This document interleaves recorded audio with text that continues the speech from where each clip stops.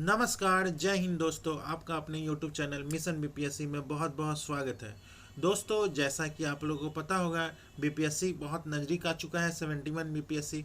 तो इसी कड़ी में हम आप लोगों के लिए खान सर के द्वारा जो टेस्ट सीरीज चल रहा है उसी का full length test number 14, overall test जो हुआ है 28 हुआ है, उसमें से 14 जो फुल लेंथ टेस्ट है उसी का आज के सेशन में डिस्कशन करवाने वाले हैं। अगर आपको पीडीएफ चाहिए तो आप हमारे टेलीग्राम लिंक से जुड़ सकते हैं। टेलीग्राम का लिंक जो है वो इस वीडियो के डिस्क्रिप्शन में है, वहाँ से जाके आप टेलीग्राम ज्वाइन कर ले, आपको पीडीएफ प्रोवाइड करवा दिया जाएगा। तो दोस्तों चलिए आज का सेशन स्टार्ट करते हैं।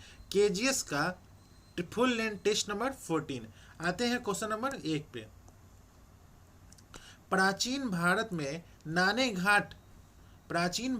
नाने घाट शिलालेख के संबंध में कौन सा कथन जो है वो सही है?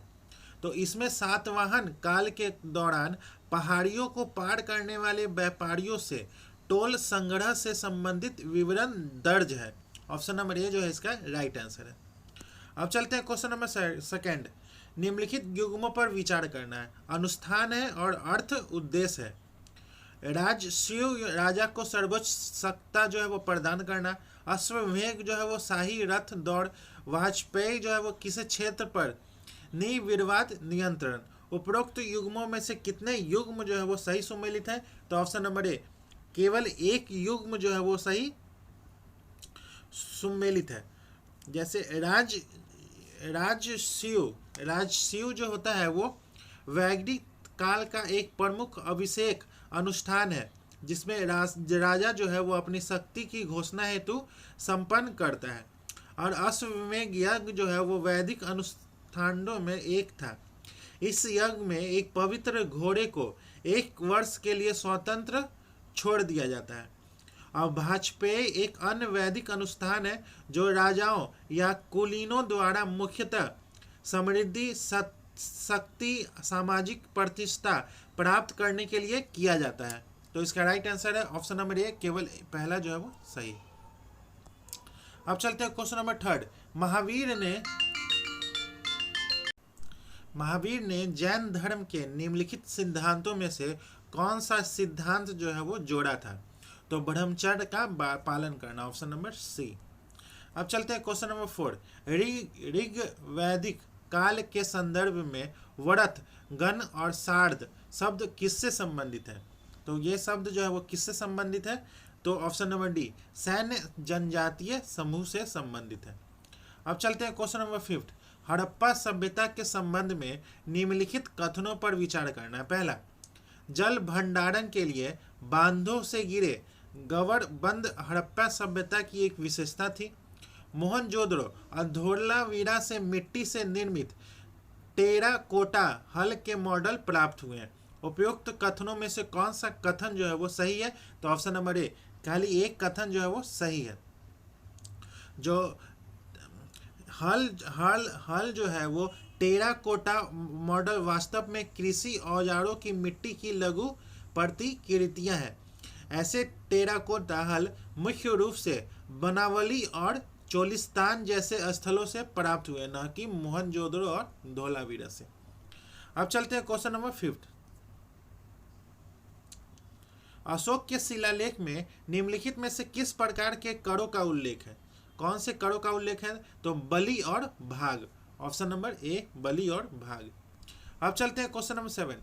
निम्नलिखित में से कौन मध्यपाषाण कालीन स्थल है?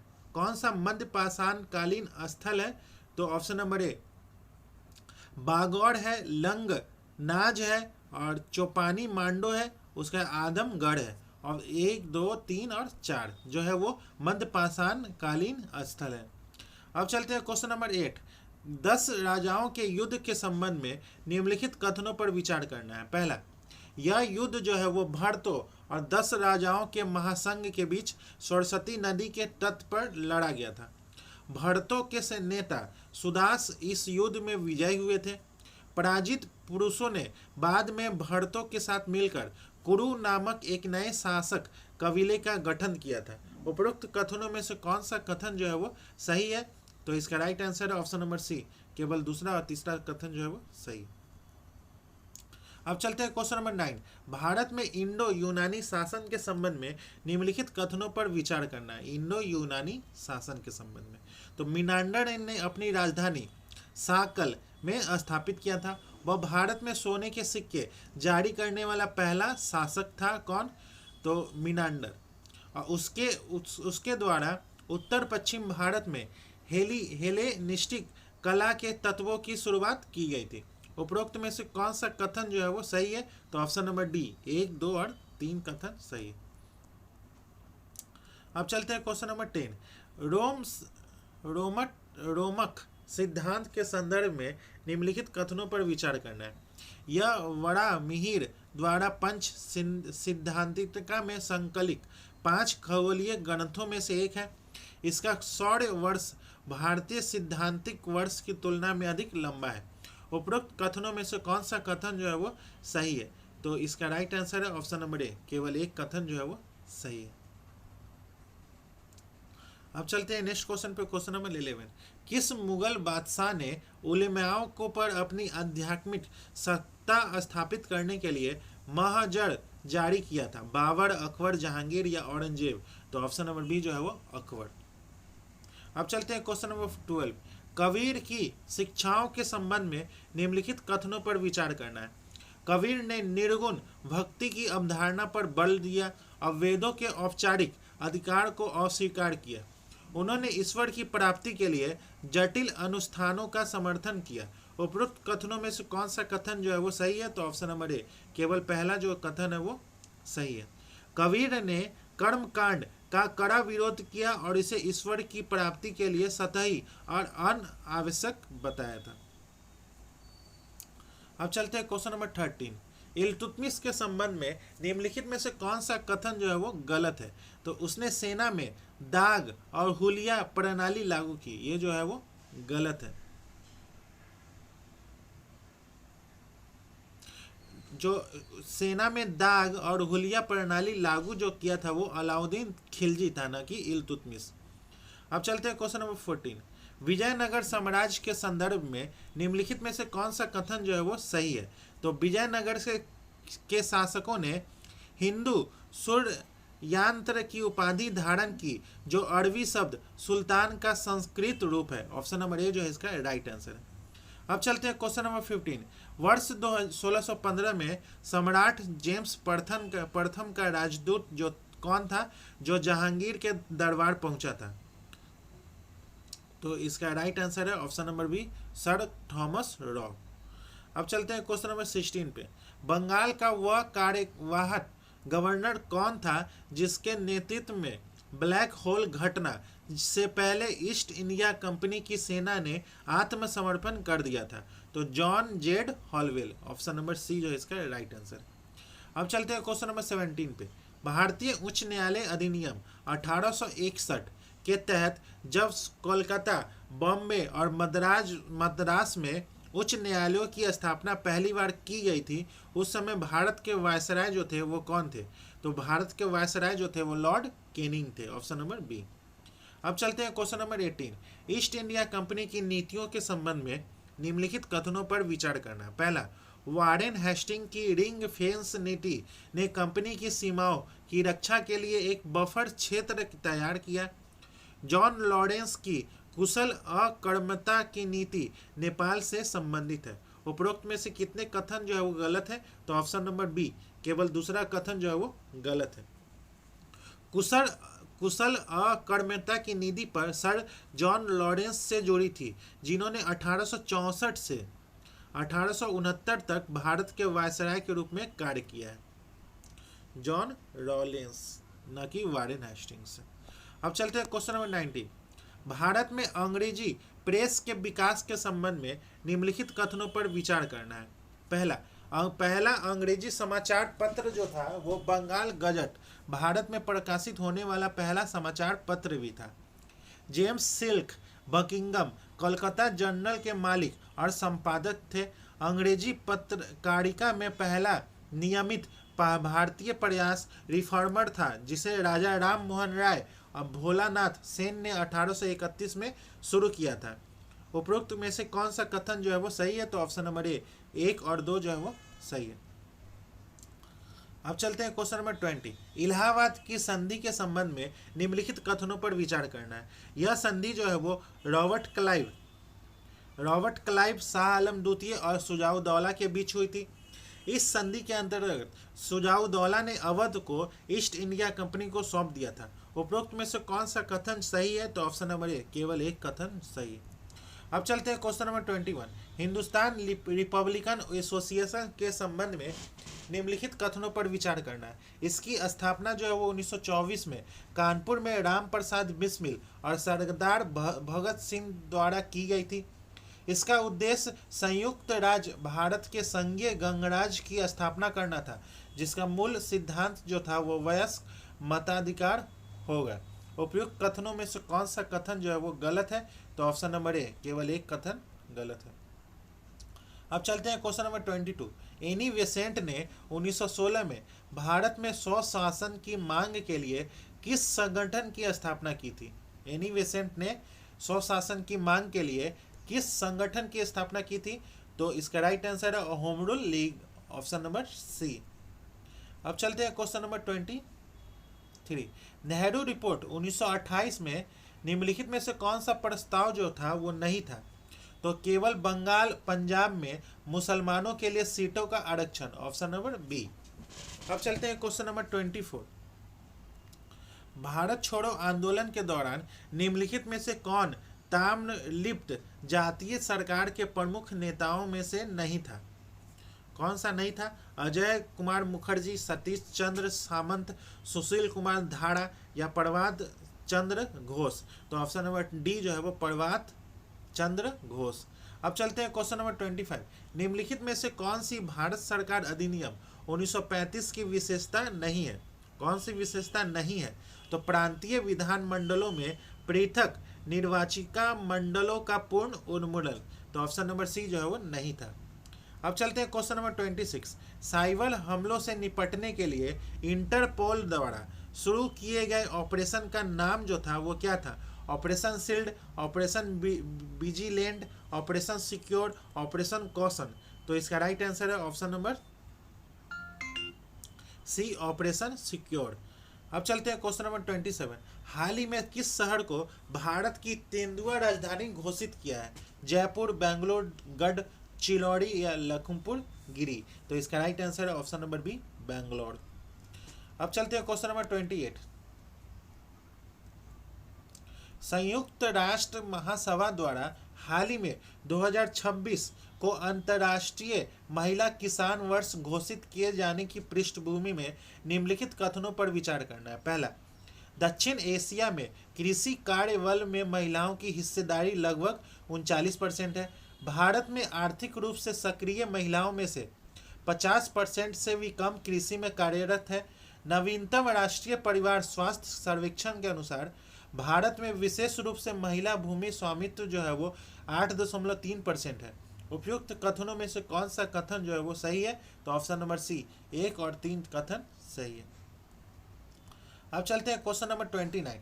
प्रोजेक्ट विष्णु के संबंध में निम्नलिखित में से कौन सा कथन जो है वो सही है? तो यह भारत की स्वदेशी हाइपरसोनिक मिसाइल विकसित करने हेतु DRDO की एक परियोजना है। ऑप्शन नंबर ए जो है इसका राइट आंसर है। अब चलते हैं क्वेश्चन नंबर 30। निम्नलिखित में से किस देश ने हाल ही में मध्य अफ्रीकी राज्यों के आर्थिक समुदाय से अलग होने की घोषणा की है? युगांडा, रवांडा, बुरुंडी या बुर्किना फासो। तो इसका राइट आंसर है ऑप्शन नंबर बी जो है वो रवांडा। अब चलते हैं क्वेश्चन नंबर 31। ई स्पोर्ट वर्ल्ड कप EWC 2025 के लिए आधिकारिक तौर पर किसे ग्लोबल एम्बेसडर जो है वो घोषित किया गया है? ग्लोबल एम्बेसडर जो है वो किसे घोषित किया गया है? तो option number B, Cristiano Ronaldo.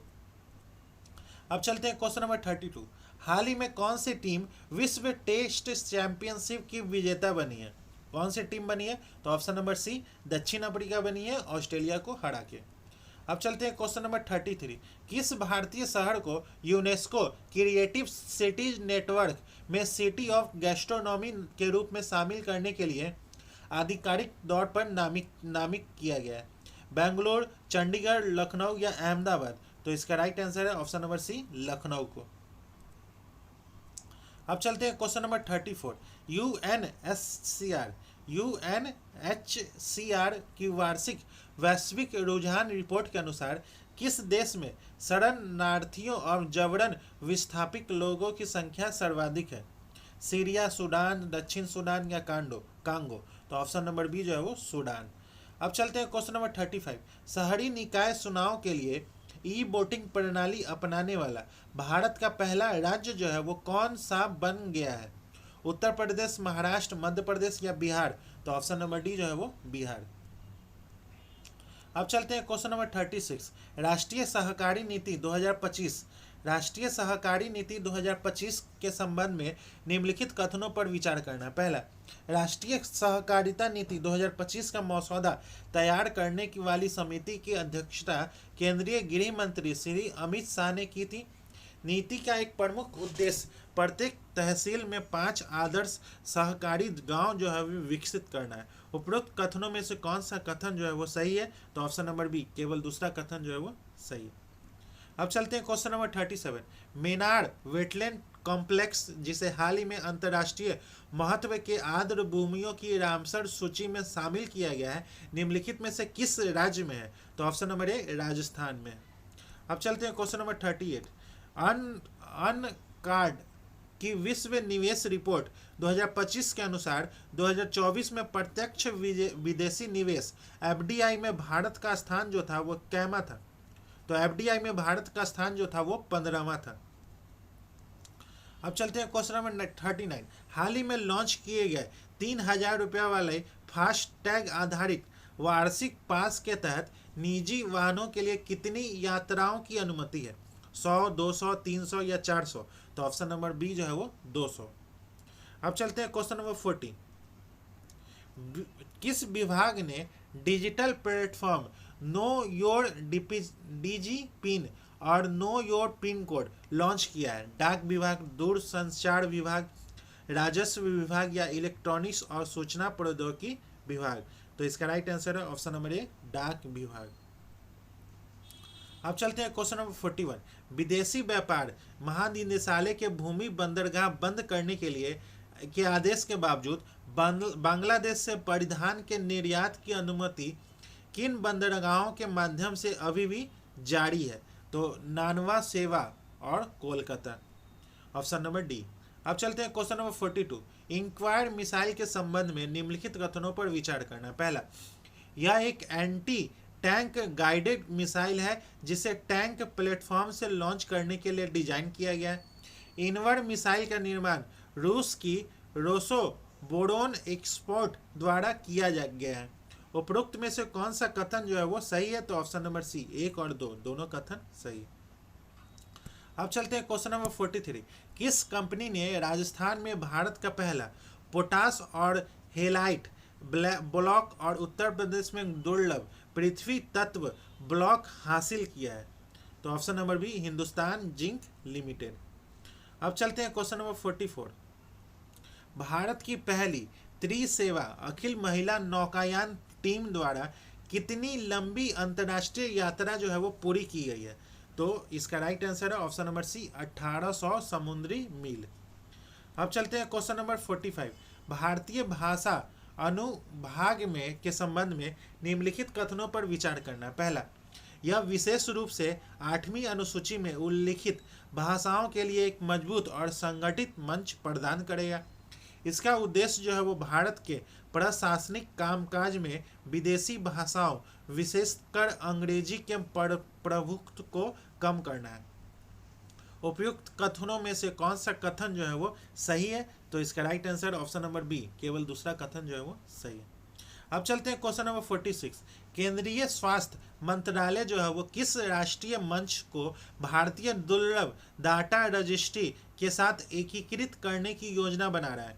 ई संजीवनी, ई रक्त कोष, कोविन या आयुष्मान भारत डिजिटल मिशन? तो इसका राइट आंसर है ऑप्शन नंबर बी, ई रक्त कोष। अब चलते हैं क्वेश्चन नंबर 47। किस संगठन ने भारत की डेटा अनिवार्यता गुणवत्ता पर बल शीर्षक से रिपोर्ट का तीसरा संस्करण जारी किया है? तो option number B, NITI Aayog. अब चलते हैं क्वेश्चन नंबर 48। समुद्री क्षेत्र के लिए भारत की समुद्री क्षेत्र के लिए भारत की पहली समर्पित NBFC का नाम जो है वो क्या है? तो Sagarmala finance corporation limited, option number ए। अब चलते हैं क्वेश्चन नंबर 49।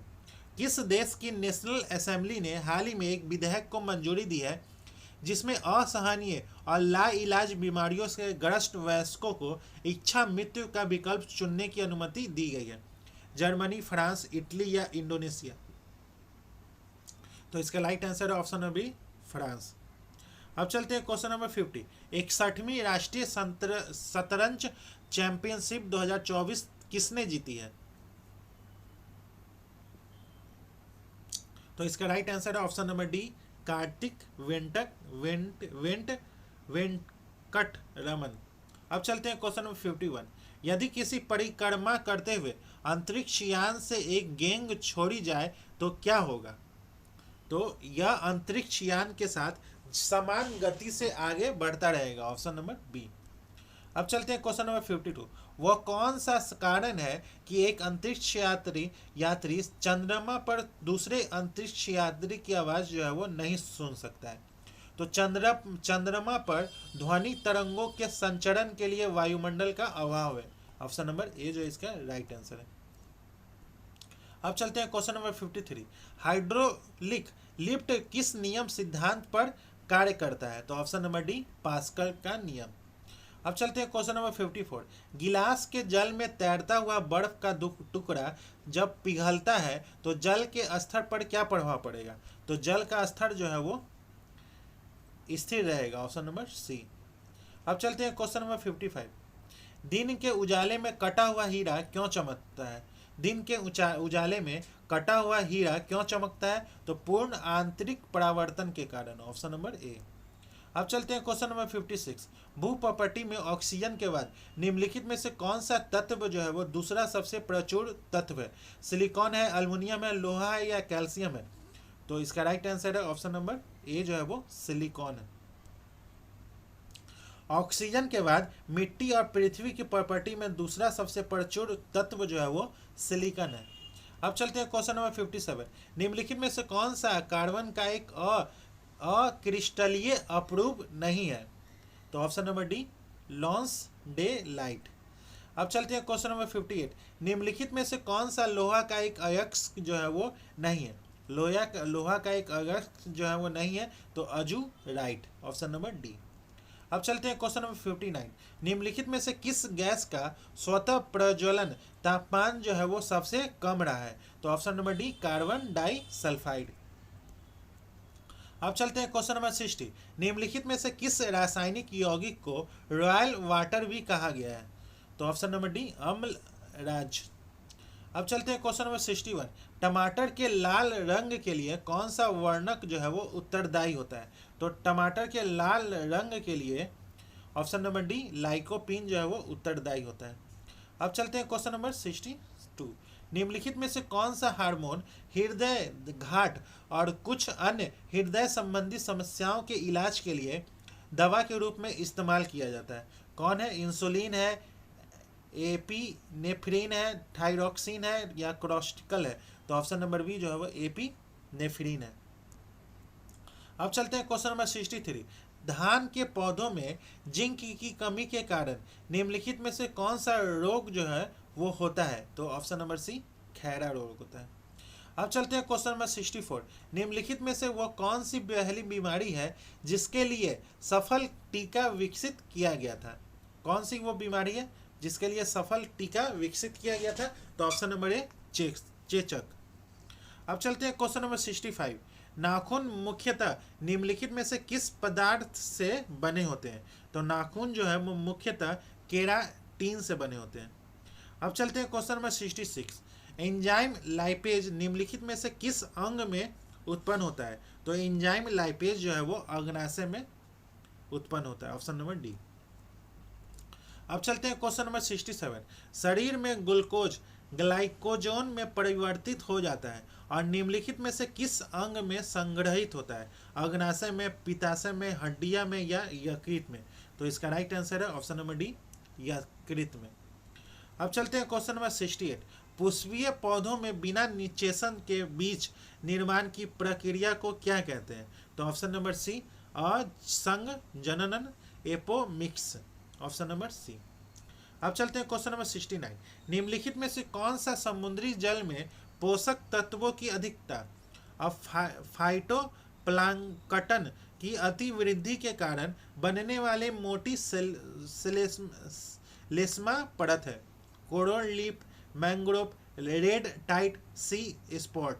तो इसका राइट आंसर है ऑप्शन नंबर डी जो है वो सी स्पॉट। अब चलते हैं क्वेश्चन नंबर 70।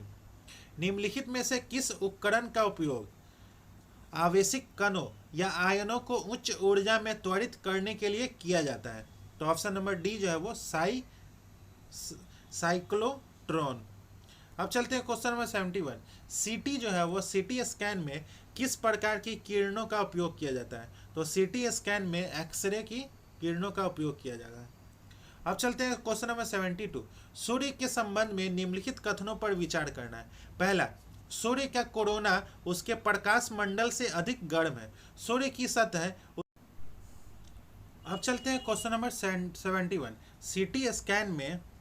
सीटी स्कैन में किस प्रकार की किरणों का उपयोग किया जाता है? तो सीटी स्कैन में एक्सरे प्रकार की किरणों का उपयोग किया जाता है।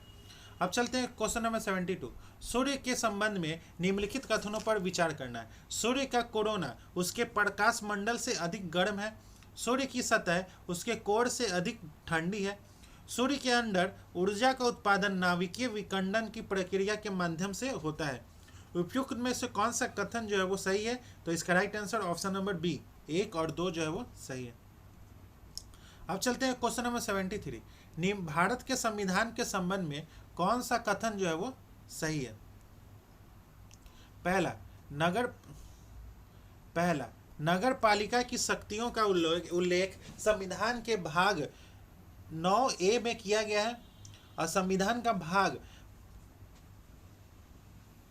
18वां आपातकालीन प्रावधानों से संबंधित है। संविधान संशोधन से संबंधित प्रावधान संविधान के भाग 20 में है। नीचे दिए कुट का उपयोग करके सही उत्तर का चयन करना है। तो ऑप्शन नंबर डी जो है इसका राइट आंसर है। अब चलते हैं क्वेश्चन नंबर 74। मौलिक अधिकारों की विशेषताओं के संबंध में निम्नलिखित में से कौन सा कथन जो है वो गलत है? वे निरपेक्ष हैं। सभी मौलिक अधिकारों नागरिकों, विदेशियों, कानूनी व्यक्तियों के लिए समान रूप से उपलब्ध है। तीसरा जो है वो वे अनुलंघनीय है। चौथा जो है वे सामान्यतः स्वतः क्रियान्वयन योग्य है। नीचे दिए गए कुट का उपयोग करके सही उत्तर का चयन करना है। तो ऑप्शन नंबर बी 1, 2 और 3 जो है वो सही है। अब चलते हैं क्वेश्चन नंबर 75। दिनेश गोस्वामी समिति किससे संबंधित है? तो दिनेश गोस्वामी समिति जो है वो चुनाव सुधार से संबंधित है। Option number B. अब चलते हैं क्वेश्चन नंबर 76। संविधान संशोधन विधेयक के संबंध में निम्नलिखित कथनों पर विचार करना है। इसे संसद के किसी भी सदन में पेश किया जा सकता है। इसे संसद के प्रत्येक सदन द्वारा विशेष बहुमत से पारित किया जाना आवश्यक है। संविधान संशोधन विधेयक के लिए संयुक्त बैठक का प्रावधान है। उपयुक्त कथनों में से कौन सा कथन जो है वो सही है? तो ऑप्शन नंबर ए केवल एक कथन जो है वो सही है। अब चलते हैं क्वेश्चन नंबर 77। न्यायालय की अवमानना के संबंध में निम्नलिखित कथनों पर विचार करना। पहला, न्यायालय की अवमानना शब्द को भारतीय संविधान के अनुच्छेद 129 के तहत परिभाषित किया गया है। अनुच्छेद 129 और 215 सर्वोच्च न्यायालय और उच्च न्यायालयों को न्यायालय की अवमानना के लिए दंडित करने का अधिकार देते हैं। उपयुक्त कथनों में से कौन सा कथन जो है वो सही है? तो ऑप्शन नंबर बी केवल दूसरा कथन जो है वो सही है। अब चलते हैं क्वेश्चन नंबर 78। राज्य विधानमंडल और संघीय विधानमंडल के चुनाव से संबंधित विवादों का निर्णय अनन्य रूप से निम्नलिखित में से किसके द्वारा किया जाता है? सर्वोच्च न्यायालय, उच्च न्यायालय, चुनाव आयोग या संसद? तो ऑप्शन नंबर बी जो है वो उच्च न्यायालय।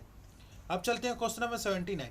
भारतीय संविधान की किस अनुसूची के तहत खनन के लिए निजी पक्ष को जनजातीय भूमि के हस्तांतरण को अमान्य घोषित किया गया? दूसरी, चौथी, पांचवी या नौवीं? तो इसका राइट आंसर है ऑप्शन नंबर सी 5वीं। अब चलते हैं क्वेश्चन नंबर 80। उच्च न्यायालय के न्यायाधीशों के संबंध में उच्च न्यायालय के न्यायाधीशों के संबंध में निम्नलिखित में से कौन सा कथन जो है वो गलत है? तो इसका राइट आंसर है ऑप्शन नंबर सी। उच्च न्यायालय के अतिरिक्त न्यायाधीश की नियुक्ति अधिकतम 3 वर्ष की अवधि के लिए की जाती है। अब चलते हैं क्वेश्चन नंबर 81।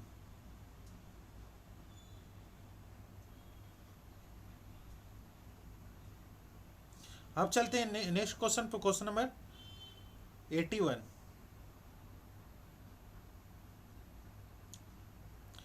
वित्त आयोग के संबंध में निम्नलिखित कथनों पर विचार करना है। वित्त आयोग के संबंध में पहला, इसमें एक अध्यक्ष और भारत के राष्ट्रपति द्वारा नियुक्त 4 अन्य सदस्य होते हैं।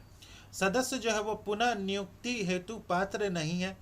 अध्यक्ष जो है वो ऐसे व्यक्ति का होना अनिवार्य है जिसे सार्वजनिक मामलों का अनुभव प्राप्त हो। उपयुक्त कथनों में से कौन सा कथन जो है वो सही है? तो ऑप्शन नंबर डी, 1 और 3 कथन जो है वो सही है। अब चलते हैं क्वेश्चन नंबर 82, अभिकथन और कारण। अभिकथन, यूपीएससी के अध्यक्ष और अन्य सदस्यों की नियुक्ति भारत के राष्ट्रपति द्वारा की जाती है। कारण जो है उन्हें राष्ट्रपति द्वारा केवल संविधान में उल्लिखित तरीके और आधार पर ही पद से हटाया जाता है। सही उत्तर का चयन करना है। तो इसका राइट आंसर है ऑप्शन नंबर बी। ए और आर दोनों सत्य है, लेकिन आर एक ही सही व्याख्या नहीं है। अब चलते हैं क्वेश्चन नंबर 83। निम्नलिखित में से किसने 1950 में अब चलते हैं क्वेश्चन नंबर 83 पे। निम्नलिखित में से किसने 1950 में भारतीय संसद में निवारक निरोध विधेयक जो है वो पेश किया है? कौन पेश किया है? तो option number D, Sardar Vallabh भाई पटेल। अब चलते हैं क्वेश्चन नंबर 84। स्थानीय स्वशासन के संबंध में निम्नलिखित कथनों पर विचार करना है। पहला, तीनों स्तरों पर पंचायती राज संस्थाओं के सदस्य जनता द्वारा प्रत्यक्ष रूप से चुने जाते हैं। पंचायती राज मंत्रालय द्वारा प्रतिवर्ष 24 अप्रैल को पंचायती राज दिवस मनाया जाता है। उपरोक्त कथनों में से कौन सा कथन जो है वो सही है? तो ऑप्शन नंबर डी, ना तो एक ही ना ही दो, दोनों कथन जो है वो सही है, गलत नहीं है। अब चलते हैं क्वेश्चन नंबर 85। भारत में राष्ट्रीय पार्टी के रूप में मान्यता के लिए निम्नलिखित में से कौन सी एक वैध शर्त है? तो ऑप्शन नंबर ए, किसी भी 4 या अधिक राज्यों में 6% वैध मत प्राप्त करना और 4 लोकसभा सीटें जीतना। अब चलते हैं क्वेश्चन नंबर 86। किस संविधानिक संशोधन अधिनियम ने भारत में सहकारी समितियों को संवैधानिक दर्जा और संरक्षण प्रदान किया? कौन सा संविधान संशोधन था? 44वां, 98वां, 97वां या 69वां? तो ऑप्शन नंबर सी जो है वो 97वां संविधान संशोधन था। अब चलते हैं क्वेश्चन नंबर 87। सूची 1 का सूची 2 से मिलान करना है। अनुच्छेद है और संवैधानिक निकाय है। अनुच्छेद 324, अनुच्छेद 324 जो है वो निर्वाचन आयोग है। और अनुच्छेद 315 जो है वो लोक संघ लोक सेवा है। अनुच्छेद 280 जो है वो वित्त आयोग है। अनुच्छेद 338 जो है वो राष्ट्रीय अनुसूचित जाति आयोग है। ऑप्शन नंबर बी जो है इसका राइट आंसर है। अब चलते हैं क्वेश्चन नंबर 88। टैरिफ और कोटा के संबंध में निम्नलिखित कथनों पर विचार करना है। पहला, कोटा जो है वो घरेलू उद्योगों की सुरक्षा के लिए आयात की मात्रा को सीमित करता है। रेसिप्रोकल टैरिफ वे कर है जिन्हें किसी अन्य देश द्वारा लगाए गए समान व्यापारिक प्रतिबंधों के प्रत्युत्तर में लगाया जाता है। उपयुक्त कथनों में से कौन सा कथन जो है वो सही है? तो ऑप्शन नंबर सी, 1 और 2 दोनों कथन सही है। अब चलते हैं क्वेश्चन नंबर 89। किसी अर्थव्यवस्था में कुल प्रजनन दर को किस प्रकार परिभाषित किया जाता है? तो इसका राइट आंसर है ऑप्शन नंबर सी जो है वो एक महिला की प्रसव आयु के अंत तक जीवित जन्मों की औसत संख्या। अब चलते हैं क्वेश्चन नंबर 90। निम्नलिखित में से कौन घाटे के वित्त पोषण की परिभाषा को सर्वाधिक उचित तरीके से संदर्भित करता है? तो अतिरिक्त धन का सृजन करके सरकारी व्यय को वित्त पोषित करने का एक तरीका। ऑप्शन नंबर बी जो है इसका राइट आंसर है। अब चलते हैं क्वेश्चन नंबर 91। मुद्रास्फीति के संबंध में निम्नलिखित कथनों पर विचार करना है। पहला, अपस्फीति मुद्रास्फीति के स्तर में कमी है। अवस्फीति वस्तुओं और सेवाओं की कीमतों में सामान्य गिरावट है। उपयुक्त कथनों में से कौन सा कथन जो है वो सही है? तो ऑप्शन नंबर डी, न तो एक ही न ही दो। अपस्फीति जो है वो वस्तुओं और सेवाओं की कीमतों में एक सामान्य गिरावट है जो आमतौर पर धन और ऋण आपूर्ति में कमी के कारण होती है, जिससे मुद्रा की क्रय शक्ति में वृद्धि होती है। और अपस्फीति जो है वो मुद्रास्फीति की दर में अस्थायी मंदी है जहां कीमतें अल्फा अवधि में धीमी गति से बढ़ती है। अब चलते हैं क्वेश्चन नंबर 92। भारतीय रिजर्व बैंक द्वारा बेसल मानदंड जो मुख्यतः किस लिए लागू किए गए थे? तो ऑप्शन नंबर ए, वित्तीय झटकों को झेलने के लिए बैंकिंग क्षेत्र की क्षमता बढ़ाना। ऑप्शन नंबर ए जो है इसका राइट आंसर है। अब चलते हैं क्वेश्चन नंबर 93। निम्नलिखित में से कौन सी समिति माइक्रो फाइनेंस संस्थाओं से संबंधित है? कौन सी समिति जो है वो माइक्रो फाइनेंस संस्थाओं से संबंधित है? तो ऑप्शन नंबर डी, मालेगाम समिति। अब चलते हैं क्वेश्चन नंबर 94। दिवाला और शोधन अक्षमता संहिता के संबंध में निम्नलिखित कथनों पर विचार करना है। यह टीके विश्वनाथन समिति की रिपोर्ट के आधार पर 2016 में अधिनियमित एक कानून, और इसका दो है, इसका उद्देश्य जो है वो भारत में विद्यमान सभी दिवालियापन कानूनों को समेकित एवं संशोधित करना है। उपयुक्त कथनों में से कौन सा कथन जो है वो सही है? तो इसका राइट आंसर है ऑप्शन नंबर सी, 1 और 2 दोनों कथन सही है। अब चलते हैं क्वेश्चन नंबर 95। बुनियादी ढांचे और सतत विकास परियोजना को वित्त पोषित करने के लिए ब्रिक्स देशों द्वारा कौन सा अंतर्राष्ट्रीय वित्तीय संस्थान स्थापित किया गया था? कौन सा वित्तीय संस्थान स्थापित किया गया था? तो option number B, New Development Bank. अब चलते हैं क्वेश्चन नंबर 96। भारतीय कृषि में अधिशेष श्रम के कारण मुख्यतः किस प्रकार की बेरोजगारी जो है वो पाई जाती है? तो ऑप्शन नंबर बी, प्रच्छन्न बेरोजगारी। अब चलते हैं क्वेश्चन नंबर 97। निम्नलिखित में से कौन पूंजी बाजार साधन है? कौन सा पूंजी बाजार साधन है? तो सरकारी प्रतिभूतियां, ट्रेजरी बिल, सवर्ण बॉन्ड, वाणिज्यिक पत्र। तो इसका राइट आंसर है ऑप्शन नंबर ए, 1 और 3। अब चलते हैं क्वेश्चन नंबर 98। निम्नलिखित में से कौन सा कथन हेड काउंट रेशियो का सर्वाधिक उपयुक्त वर्णन करता है? कौन सा करता है? तो ऑप्शन नंबर बी, यह गरीबी रेखा से नीचे रहने वाले आबादी के अनुपात को मापता है। अब चलते हैं क्वेश्चन नंबर 99। निम्नलिखित में से कौन साधन पंजीकृत विदेशी पोर्टफोलियो निवेशकों द्वारा ऑफशोर डेरिवेटिव इन्वेस्टमेंट के रूप में इस्तेमाल किए जा सकते हैं ताकि विदेशी निवेशकों को पंजीकरण किए बिना भारतीय शेयर बाजारों में सीधे लाभ लेने की अनुमति मिल सके? तो इसका राइट आंसर है ऑप्शन नंबर ए, पार्टिसिपेटरी नोट। अब चलते हैं क्वेश्चन नंबर 100। निम्नलिखित में से किस पंचवर्षीय योजना ने गरीबी उन्मूलन पर ध्यान केंद्रित किया है? गरीबी हटाओ का नारा दिया है और न्यूनतम आवश्यकता कार्यक्रम और 20 सूत्री कार्यक्रम शुरू किया है। कौन है? तो ऑप्शन नंबर बी, 5वीं पंचवर्षीय योजना। अब चलते हैं क्वेश्चन नंबर 101। बिहार के आर्थिक सर्वेक्षण 2024-25 के अनुसार बिहार में कृषि, उद्योग और सेवा क्षेत्रों का जीडीपी हिस्सेदारी जो है वो कितना रहा है? तो कृषि का जो हिस्सेदारी रहा है वो 19.9% है, उद्योग का 21.5% है और सेवा क्षेत्र का 58.6% है। कृषि का 19.9, उद्योग का 21.5 और सेवा का 58.6। ऑप्शन नंबर ए जो है इसका राइट आंसर है। अब चलते हैं क्वेश्चन नंबर 102। निम्नलिखित में से कौन सा प्रवाह चर नहीं है? आय, निवेश, राष्ट्रीय बचत, पूंजी, स्टॉक। तो ऑप्शन नंबर डी जो है वो पूंजी स्टॉक। अब चलते हैं क्वेश्चन नंबर 102। सूची 1 का सूची 2 से मिलान करना है। सांसी जो है वो राजस्थान में है, कोरबा जो है वो झारखंड में, और टोडा जो है वो तमिलनाडु में है, और खरवाड़ जो है वो उत्तर प्रदेश में है। तो इसका राइट आंसर है ऑप्शन नंबर डी। अब चलते हैं क्वेश्चन नंबर 104। निम्नलिखित गैसों को वायुमंडल में उनकी मात्रा के घटते क्रम में करना है। घटते क्रम में करना है। कार्बन डाइऑक्साइड, ऑक्सीजन, हाइड्रोजन या ऑर्गन। तो इसका राइट आंसर है ऑप्शन नंबर बी, 2, 1, 4, 1, 3। अब चलते हैं क्वेश्चन नंबर 105। भारत में गढ़सोप्पा जलप्रपात जो है वो निम्नलिखित में से किस नदी द्वारा निर्मित होते हैं? तो ऑप्शन नंबर बी शरावती नदी। अब चलते हैं क्वेश्चन नंबर 106। जलीय जीवों और उनके आवास विवरणों से संबंधित निम्नलिखित युग्मों में से कौन सा सही सुमेलित है? तो न्यूस्टन जो है वो वायु जल अंतरा पृष्ठ पर रहने वाले जीव है। नेक्टॉन जो है वो जल राशि के तल पर पाए जाने वाले जीव है। वेंथोस जो है वो वे जानवर जो तैराक है।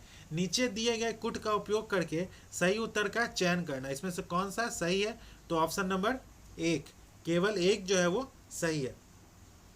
न्यूस्टन जो है उन जीवों को संदर्भित करता है जो वायु जल के इंटरफेस पर रहते हैं, जैसे कि कुछ छोटे कीड़े।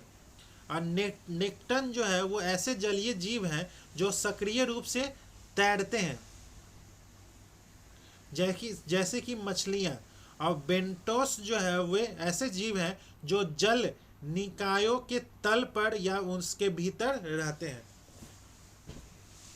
अब चलते हैं नेक्स्ट क्वेश्चन पे, क्वेश्चन नंबर 107। निम्नलिखित में से कौन सा कारक शैवाल प्रस्फुटन के निर्माण में योगदान देता है? ऑप्शन नंबर सी इष्टम, तापमान और लवणता। ऑप्शन नंबर इसका 107 का ऑप्शन नंबर सी जो है वो राइट आंसर है, 2 और 3। अब चलते हैं क्वेश्चन नंबर 108।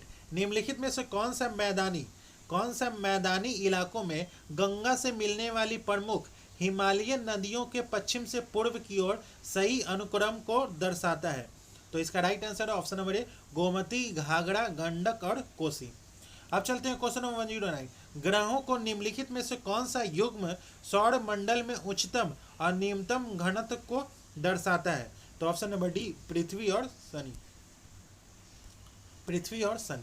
अब चलते हैं क्वेश्चन नंबर 110। वे स्थानीय तूफानों के प्रकार है जो बंगाल और असम में शाम के समय आने वाले भयंकर तूफान है। ये वर्षा, चाय, जूट और चावल की खेती के लिए उपयोगी है। असम में इन तूफानों को बारडोली सिरेहा के नाम से जाना जाता है। उपयुक्त गद्यांश में निम्नलिखित में से किस स्थानीय तूफान का उल्लेख किया गया है? तो ऑप्शन नंबर ए, नॉर्वेस्टर। अब चलते हैं क्वेश्चन नंबर 111। निम्नलिखित में से कौन सा जास्कर श्रेणी में स्थित एक उच्च पर्वतीय दर्रा है जो लेह और मनाली को जोड़ता है? तो ऑप्शन नंबर ए, बड़ा लाचा। अब चलते हैं क्वेश्चन नंबर 112। 2011 की जनगणना के अनुसार किस भारतीय राज्य में जनजातीय जनसंख्या जो है वो सबसे अधिक है? तो ऑप्शन नंबर बी, सी जो है वो मध्य प्रदेश में। अब चलते हैं क्वेश्चन नंबर 113। भारत में स्थित निम्नलिखित पर्वत श्रेणियों पर विचार करना है। सतपुड़ा श्रेणियां, शिवालिक श्रेणियां, विंध्य श्रेणियां। उपरोक्त श्रेणियों को उत्तर से दक्षिण दिशा की ओर व्यवस्थित करना है। तो इसका राइट आंसर है ऑप्शन नंबर ए, शिवालिक श्रेणियां, विंध्य श्रेणियां और सतपुड़ा श्रेणियां। अब चलते हैं क्वेश्चन नंबर 114। किस प्रकार के मृदा अपरदन में संपूर्ण सतह क्षेत्र से मृदा की एक समान परत जो है वो हट जाती है? तो ऑप्शन नंबर सी जो है वो परत अपरदन। अब चलते हैं क्वेश्चन नंबर 115। भूकंप के संबंध में निम्नलिखित कथनों पर विचार करना। पहला, प्राकृतिक भूकंप जो है वो मुख्यतः स्थल मंडल में आते हैं। अब भूकंप में एस तरंगे जो है वो सबसे अधिक नुकसानदायक तरंगे जो है वो मानी जाती है। इनमें से कौन सा कथन जो है वो सही है? तो ऑप्शन नंबर ए, केवल एक कथन जो है वो सही है। एस तरंगे जो है वो पृथ्वी के आंतरिक भाग से होकर गुजरती है, अपूर्ण गति उत्पन्न करती है और हानिकारक हो सकती है। अब चलते हैं नेक्स्ट क्वेश्चन पे, क्वेश्चन नंबर 116। निम्नलिखित में से कौन सा क्रेटर झील का एक उदाहरण है? तो क्रेटर झील का एक उदाहरण जो है वो ऑप्शन नंबर सी, लोनार झील है। अब चलते हैं क्वेश्चन नंबर 117। भारत के निम्नलिखित राज्यों, केंद्र शासित प्रदेशों को मैंग्रोव वन के अंतर्गत क्षेत्रफल के अनुसार अवरोही क्रम में व्यवस्थित करना है। अंडमान निकोबार, महाराष्ट्र, पश्चिम बंगाल, गुजरात। तो इसका राइट आंसर है ऑप्शन नंबर ए, 3, 4, 1, 2। अब चलते हैं क्वेश्चन नंबर 118। किसी पारिस्थितिक तंत्र में किसी प्रजाति की स्थिति जिसमें उसके जीवित रहने के लिए आवश्यक परिस्थितियां उसके पारिस्थितिक भूमिका शामिल है में जैविक अजैविक पर्यावरण के साथ सभी अंतःक्रियाएं शामिल होती है। उपरोक्त वाक्यांश में निम्नलिखित में से किस शब्द का उपयुक्त वर्णन किया गया है? तो ऑप्शन नंबर ए पारिस्थितिक निकेत का। अब चलते हैं क्वेश्चन नंबर 119। उष्ण कटिबंधीय चक्रवातों के संबंध में निम्नलिखित कथनों पर विचार करना है। पहला, उष्ण कटिबंधीय चक्रवातों के लिए ऊर्जा का प्राथमिक स्रोत जो है वो संघनन की गुप्त ऊष्मा है। दूसरा जो है वो ये अरब सागर की तुलना में बंगाल की खाड़ी में अधिक बार आते हैं, जिसका सतही क्षेत्रफल अधिक होता है। तो इसका राइट उसमें इस उपयुक्त में से कौन सा कथन जो है वो सही है? तो ऑप्शन नंबर ए, केवल एक कथन जो है वो सही है। अब चलते हैं क्वेश्चन नंबर 120। निम्नलिखित में से कौन कृष्णा नदी की सहायक नदियां जो है वो नहीं है? भीमा, घाट फड़वा, पंचगंगा या राम गंगा। तो कृष्णा नदी की सहायक नदियां जो है वो नहीं है, तो option number D Ram Ganga. अब चलते हैं नेक्स्ट क्वेश्चन पे, क्वेश्चन नंबर 121। बिहार की भौगोलिक विशेषताओं के संबंध में निम्नलिखित कथनों पर विचार करना है। बिहार का क्षेत्रफल जो है वो भारत के कुल क्षेत्रफल का लगभग 2.16% है। बिहार की औसत ऊंचाई जो है वो समुद्र तल से लगभग 153 मीटर है। बिहार मुख्यतः गंगा के मैदान के मध्य भाग में स्थित है। उपयुक्त में से कौन सा कथन जो है वो सही है? तो ऑप्शन नंबर सी, केवल 1 और 2 जो है वो 1 और 3 जो है वो सही है। अब चलते हैं क्वेश्चन नंबर 122। गुजराती कवि सोडल ने किस पाल शासक को उत्तरापथ स्वामी की उपाधि से संबोधित किया था? तो ऑप्शन नंबर ए धर्मपाल। अब चलते हैं क्वेश्चन नंबर 123। वर्ष 2025 में शारदा सिन्हा को मरणोपरांत निम्नलिखित में से कौन सा पुरस्कार जो है वो प्रदान किया गया? तो option number D Padma Vibhushan. अब चलते हैं क्वेश्चन नंबर 124। पद्मश्री महासुंदरी देवी बिहार की किस चित्रकला परंपरा से जुड़ी है? तो ऑप्शन नंबर सी जो है वो मिथिला चित्रकला। अब चलते हैं क्वेश्चन नंबर 125। निम्नलिखित कथनों पर विचार करना है। पटना और गया जिले का क्षेत्र प्राचीन काल में मगध के नाम से जाना जाता था। मगध महाजनपद की प्राचीन राजधानी राजगीर थी। उपयुक्त कथनों में से कौन सा कथन जो है वो सही है? तो ऑप्शन नंबर सी, 1 और 2 दोनों कथन सही है। अब चलते हैं क्वेश्चन नंबर 126। 1919-20 के दौरान बिहार के दरभंगा क्षेत्र में किसान आंदोलन का नेतृत्व जो है वो किसने किया था? तो ऑप्शन नंबर डी स्वामी विद्यानंद। अब चलते हैं क्वेश्चन नंबर 127।